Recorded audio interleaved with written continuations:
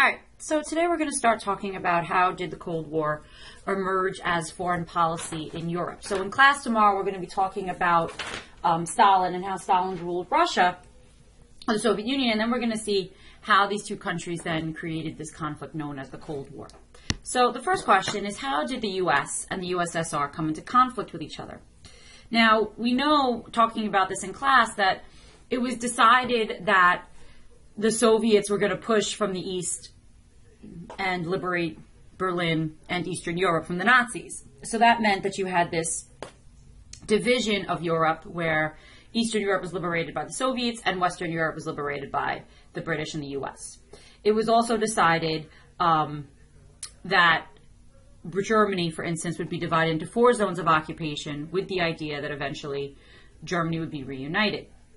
Now, the USSR always had wanted to extend its control in Eastern Europe because that had always been a part of its foreign policy. So when you think about it, throughout Russia's history, I know we haven't kind of gone backwards yet, but when we start looking at Russia throughout 16th, 17th, 18th, 19th century, we'll see that Russia has always been an expansionist empire. We see it even today in Russia's attempts to kind of assert itself in Ukraine and Crimea.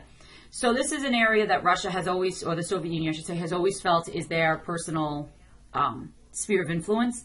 And Britain and the West has always been opposed to this. So the U.S. winds up, though, inheriting Britain's traditional role as the power in Europe, because basically, as a result of World War I and then, compounded with World War II, Britain really has weakened, and Britain doesn't have the power to stand up to Russia anymore. So the U.S.'s peacetime plans and goals was to support self-determination, autonomy, and democracy in Eastern Europe. They wanted free trade, they wanted freedom of the seas, they didn't want any barrier to investment in different countries, they essentially wanted an open-door policy. Whereas the USSR wanted to extend their borders and wanted to dominate Eastern Europe. And they wanted to dominate Eastern Europe for 2 reasons. First one was for security. They didn't trust the West. They didn't trust Germany.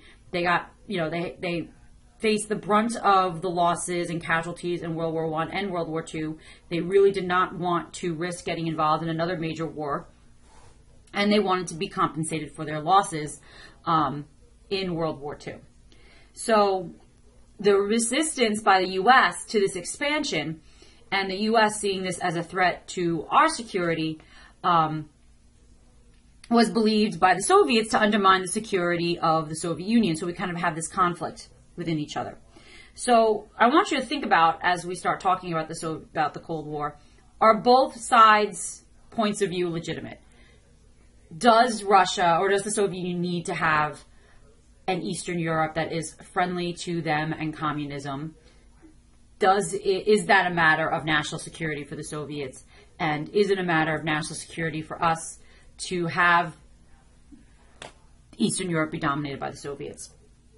How does each side stand to benefit if the others gets in their way, if they get their way?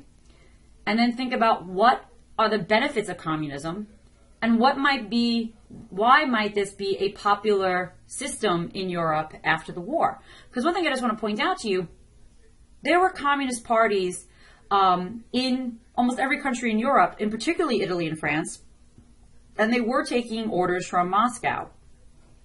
And it was perceived by many that Stalin had this plan to basically destroy capitalism and destroy democracy.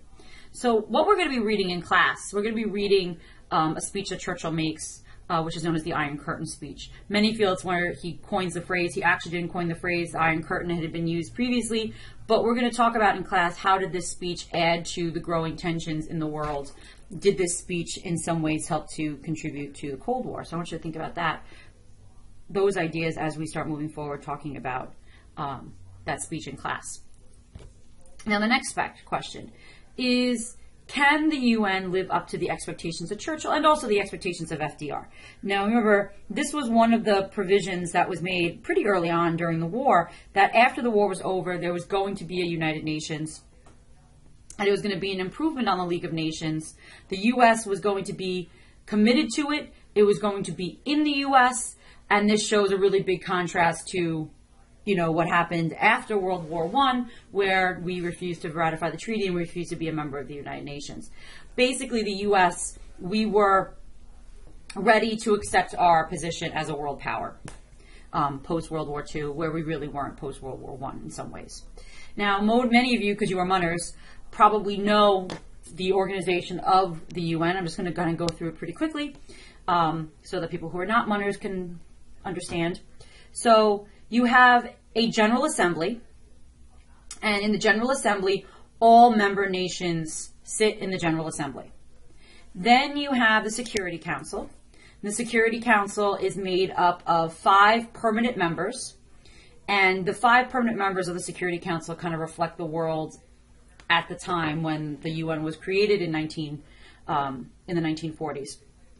First off, the 5 permanent members were Great Britain, France, which shows again kind of this connection to the old way of Europe, because really France is not a major power at this point, at least not enough of a power to warrant a position, in my opinion, as one of the 5 permanent members. But Great Britain, France, China, the USSR, so now Russia, and the US.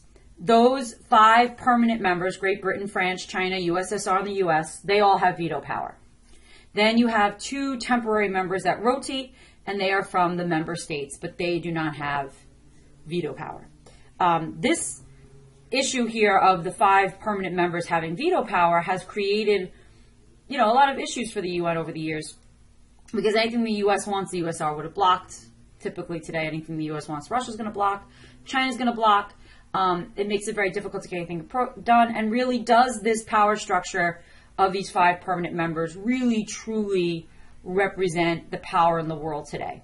Shouldn't a country, like if you're going to look at Europe, wouldn't it make more sense that a Germany, instead of a France, is sitting as one of these Security Council members? Shouldn't there be an African nation sitting in the Security Council? Shouldn't there be a South American country like Brazil, or another Asian power like India, the largest democracy in the world? Like, shouldn't these countries also be represented? But they're not.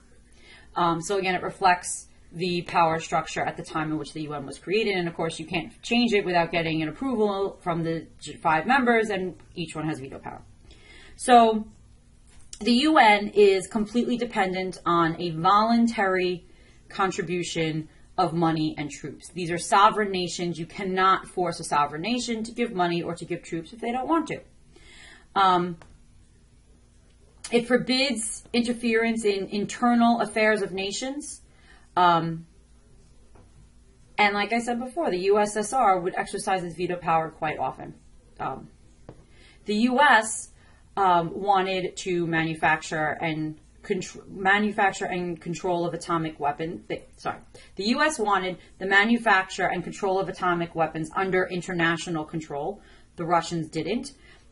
So basically, each side couldn't agree, so they decided to develop their own nuclear weapons in secret, which created, of course, the nuclear age, which is a whole other issue. So how effective has the UN been?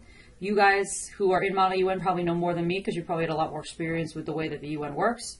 Some people feel it doesn't really do that much, but at least it's an opportunity for, all these nations of the world to kind of get together and try to discuss things before we see a major conflict. So the next question is, how did the U.S. plan to combat communism? So this all starts really in 1944. In 1944, a civil war breaks out in Greece.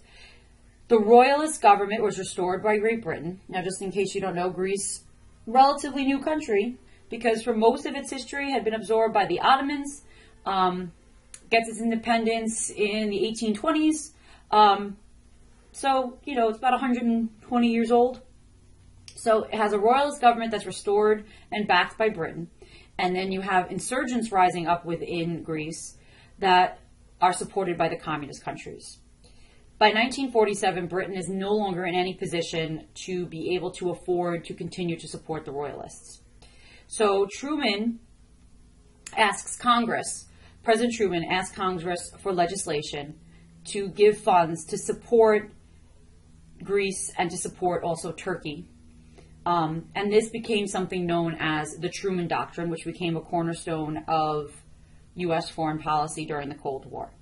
And so what the Truman Doctrine says is they're going to support free people who are resisting attempted subjugation by armed minorities or by outside pressures.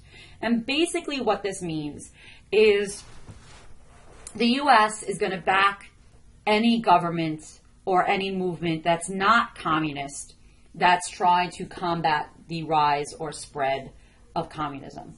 Because the theory really was something called the Domino Theory. If you let one country fall, all the other countries in the surrounding area are going to go along with it, so that it is really necessary to build up the military and to build up the strength of these either anti-communist rebel groups or governments that are anti-communist to prevent the countries from surrounding from falling. Now, as far as Western Europe as well, communism was gaining supporters because after the war there was a lot of hunger, there was a lot of poverty. So another plan that was issued was something called the Marshall Plan. And what the Marshall Plan was economic aid to the European states. Anyone in Europe, including Eastern Europe, including the Soviet Union. The idea was that a country was more likely to fall to communism if the economy was weak. A weaker economy makes it fragile, more likely to fall to communism. If the economy is strong, the countries will be less likely to fall to communism. So boost up the economies of Western Europe, Eastern Europe if they want to take it, in order to prevent communism. Now, USSR did not take any money, and the satellites were not allowed to take any money. Some of them wanted. Czechoslovakia is like, yeah, sure, free money, we'll take it. And the Soviets did not allow them to do it. But what it did do is it restored prosperity to Western Europe.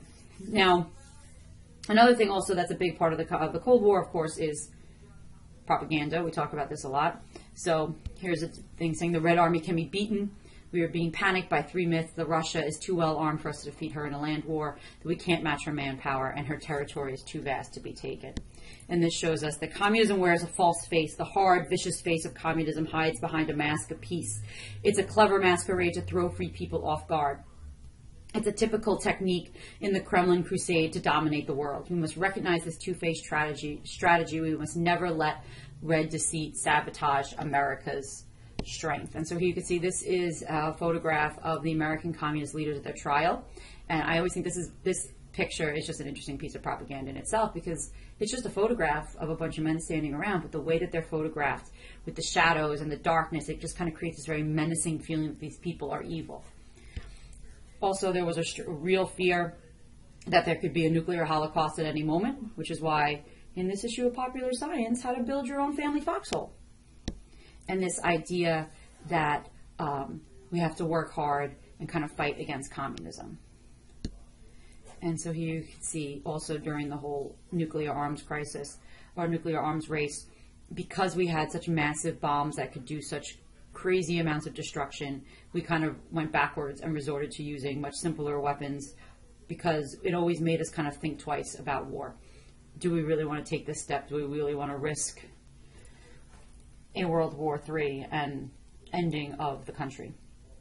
This is where we're going to leave off, and I'm going to continue with the second video that you're going to listen to tomorrow night.